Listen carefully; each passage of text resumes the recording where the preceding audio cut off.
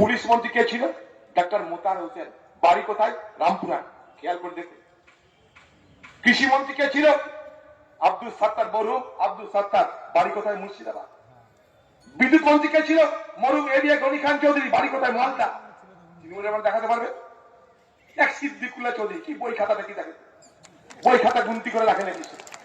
আরেক চোর কলকাতার ফিরাদা কিং। গোটা কলকাতায় চুরি করে আর ভাতিজাকে ভাগ দেয় আর দালালি করে। এই দুটো মমতার সম্পদ। মুসলমানদের জন্য আর কিছু অধিকার আছে?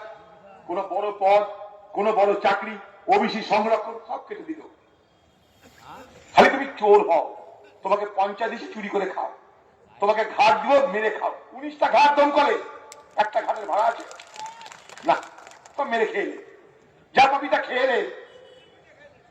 মমতার আমলে খেয়ে এলে, মাছ মাংস খেয়ে এলে, দিদির ভাতিজার আমলে, বউয়ের হার বানিয়েলে তৃণমূলের আমলে, ঘর বাড়ি করে এলে তৃণমূলের আমলে, গাড়ি ঘোড়া চড়েলে তৃণমূলের আমলে, পঞ্চায়েত লুটেলে তৃণমূলের আমলে। এটা তৃণমূলের স্লোগান এখন।